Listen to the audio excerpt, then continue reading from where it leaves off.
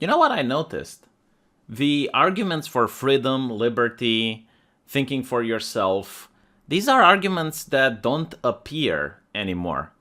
I don't see them being mentioned in any pro establishment media outlet. I don't see them being mentioned by academics, and I don't see them being mentioned by politicians either. It's almost like the liberal project has failed. And I think it failed because people stopped defending it. After the fall of the USSR, people thought that liberalism has won. So there was no need to talk about it anymore. There was no need to defend it. It was considered to be self evident. And now you have in academia people that advocate against liberty. They actually say that liberty is dangerous because if people are allowed to choose, then they can make the wrong choices. So they want what is called, I guess, like a fair democracy, which is a democracy that's usually set by the establishment. They dictate top down onto people how to live their lives. Very similar to the European Union. Like in the EU, you don't get to vote for Ursula von Leyen, you don't get to directly vote for the people making the legislation. And that's the point, right? Because you have the people that are wiser that get to make the correct decisions. Now, what's interesting is that because of this trend of restricting liberties and restricting rights for the greater good, a lot of people look up to China. And whether it is corporations or whether it is governments, they try to adopt certain things that are popular in China and they try to bring them here.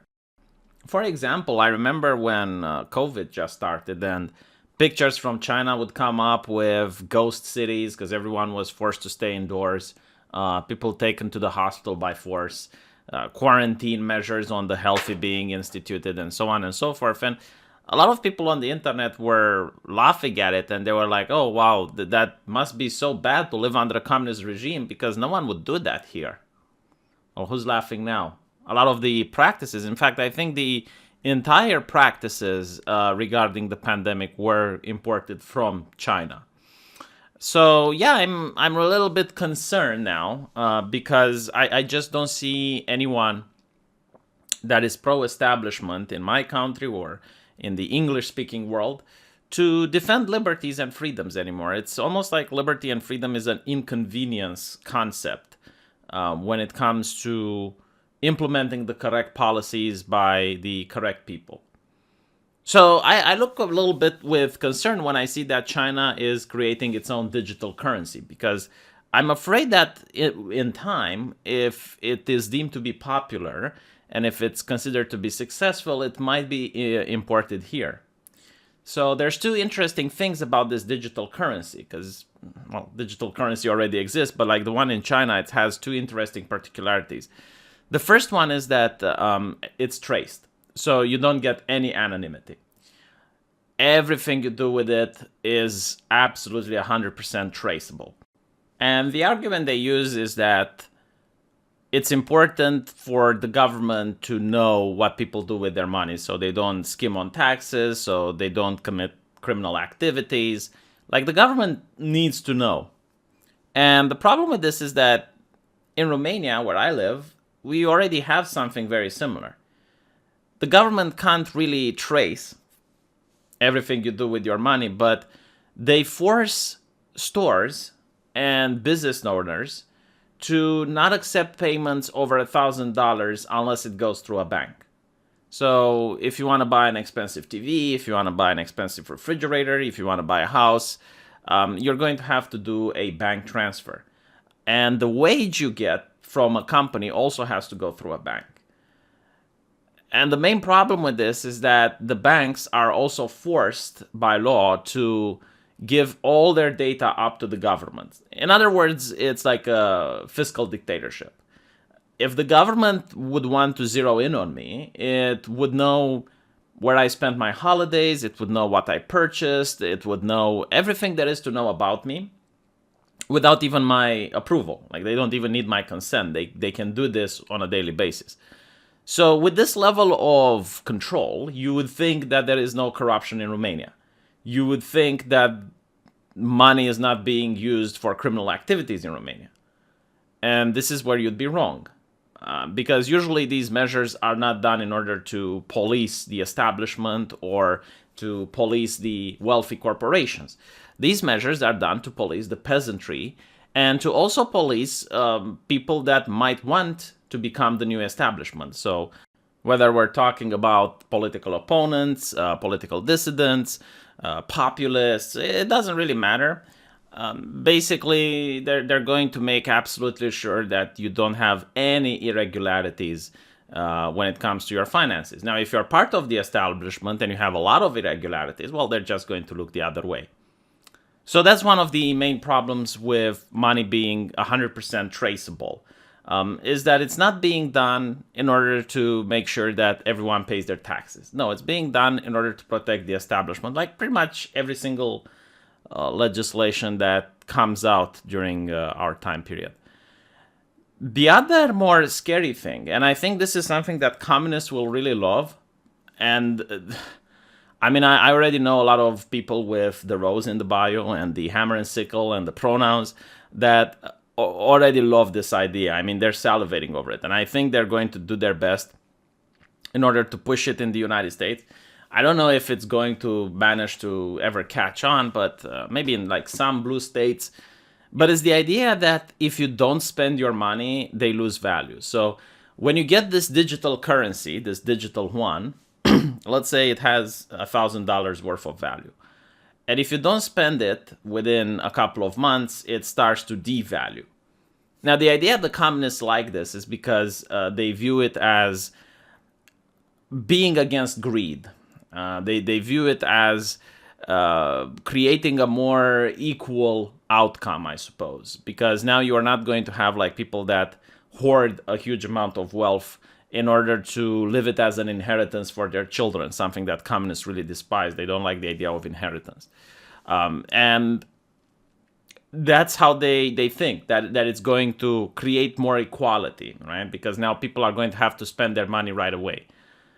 The problem with this is that it's actually going to disenfranchise the little guy, because if you're already the 1%, which seems to be their fixation on, you can just have your money offshore, you can just buy property in a different nation. I mean, when you have a phenomenal amount of money, you can spend it right away and you can invest it in places where your government, even if it's China, can't reach it. What is going to disenfranchise, however, is going to be the little guy, right? So if you're a small family that wants to hold a lot of money in order to, I suppose, put your kid through college, through a university, well, it's going to be more difficult to do that now. If you, let's say your grandmother passes away and you sell her house, and you're thinking, all right, I'm going to sell her house for like $40,000, and I'm going to keep that money for a rainy day.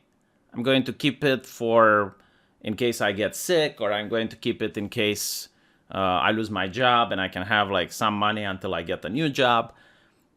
Well, you're not going to be able to do that under this system, because the incentive will be, no, you need to spend it right away, because otherwise it loses value. And I guess like the mentality is that you shouldn't be able to take care of yourself.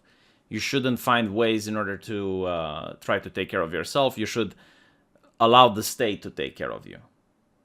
Like, put your faith in the government. Don't even think about trying to put your eggs for a rainy day. You know, it's really interesting. And again, like, this is just for the digital currency. But imagine if it actually achieves the purposes that I said, which is it benefits the 1%, it benefits the wealthy. And as such, it also prevents class mobility, because you're not going to be able now to put money aside so that when you finish university, you can start your own business. You can buy your own office or something like that. No, you're not going to be able to save money. Well, if that's the case, then the elites are not going to maintain this as a digital currency. They're going to try to expand it, because this is how these revolutionary acts are usually done. It first creates the opportunity for people to have the option, like, hey, do you want this digital currency? And if it gets the right result that the elites want, then they're going to make it mandatory. I'm pretty sure like the same will happen in China with Steam. Because right now, people in China can use Steam International, and they can also use Steam China. Steam International is the version you're using, while Steam China is a much more curated version, much more censored. So obviously everyone is using Steam International. Very few people opt in to use Steam China. And I'm pretty sure that in the future, the government will just make it mandatory that you use Steam China, because there's no way people are just going to use the same product that has less features willingly. I mean, maybe a minority will, but not the overwhelming majority, right? So the thing that worries me is that we're going to see this, if it's successful, we're going to see this attempt being pushed in the EU. Maybe not in the United States, because they have a lot more pushback against these types of measures. I mean, the people in the US freaked out when, I believe it was the National Bank, showing the government the information and the credit card for the people who were in Washington, D.C. during the riots. Like Americans freaked out. In Romania, it would have been like, yeah, no, it's just like average day. So yeah, I don't think that this is going to come to the US soon, but I do think it's going to potentially be attempted in the EU maybe several years down the line if it's popular in China. And then it could also be attempted in other countries like the United Kingdom, maybe maybe Canada, you know. And this is just scratching the surface, because I don't know what other interesting consequences this might have. You know, like we never had the government just issuing digital currency like this. With the opportunity of the government just being able to devalue your stuff. Because what if, like, let's say you piss off the government really hard, you know, like maybe you're doing some really nasty activism that they don't like, and then they can say, all right, well, we're just going to close your assets. Wham, bam. You know, a communist nation like China can definitely do it, right? It would be more difficult to be done in the European Union, but at the end of the day, I wouldn't see it past them. Let me know what you guys think. All right, tell me in the comment section, and I'll see you there.